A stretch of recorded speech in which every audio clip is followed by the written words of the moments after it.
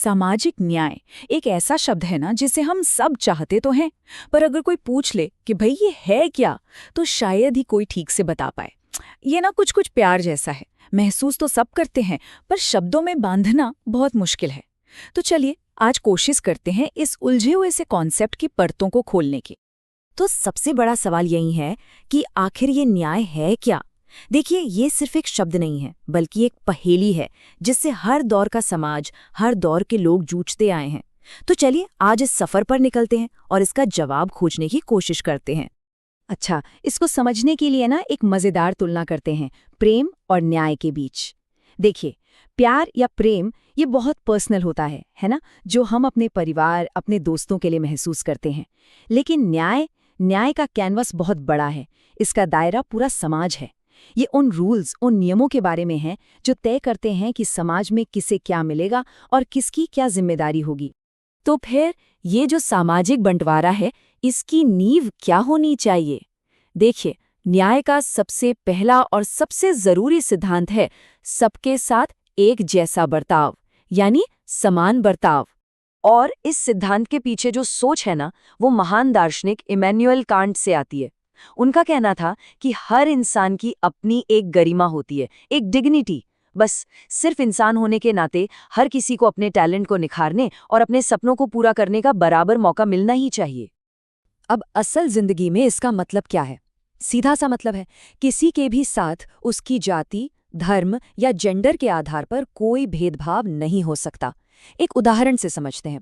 मान लीजिए एक पुरुष और एक महिला टीचर हैं, दोनों एक ही जैसा काम कर रहे हैं, तो उनकी सैलरी भी बराबर होनी चाहिए। और अगर ऐसा नहीं है तो ये तो फिर साफ साफ अन्याय है ना?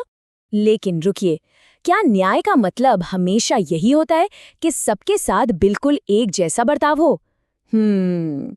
यहीं पर कहानी में एक ट्विस्ट आता है, और यही एंट्री होती है न्याय के दूसरे सिद्धांत की, जिसे कहते हैं आनुपातिक न्याय। तो ये सिद्धांत क्या कहता है? ये कहता है कि लोगों को उनकी मेहनत और उनकी काबिलियत, उनके मेरिट के हिसाब से ही फल मिलना चाहिए। मतलब सच्चा न्याय सिर्फ सबको बराबर तौलने में नहीं, बल्कि कौन कितना काबिल है उसका सम्मान करने में भी है। चलिए एक बहुत आसान सा एग्जाम्पल लेते हैं। सोचिए ज़रा, क्या ये न्याय होगा कि किसी एग्जाम में हर स्टूडेंट को बराबर नंबर दे दिए जाएं, चाहे उसने पेपर में कुछ भी लिखा हो? अरे बिल्कुल नहीं। हम सब यही चाहेंगे कि नंबर तो मेहनत और जवाबों की क्वालिटी के आधार पर ही मिलने चाहिए। तो देखिए, कभी कभी सबके साथ एक जैसा बर्ताव करना ही सबसे बड़ा अन्याय बन जाता है। तो ठीक है, हमने समानता की बात कर रही और योग्यता की भी, लेकिन कहानी अभी खत्म नहीं हुई है।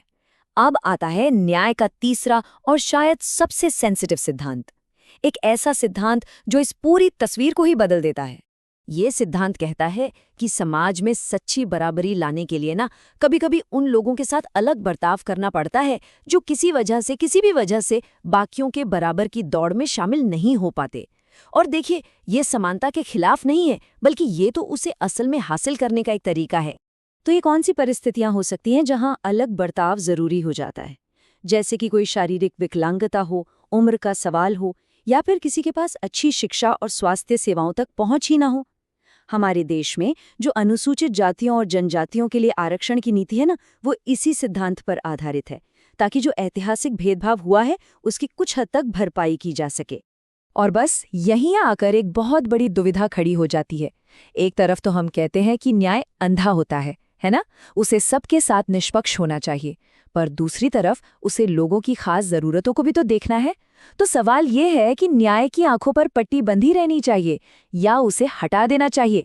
तो देखिए, असली चुनौती यही है।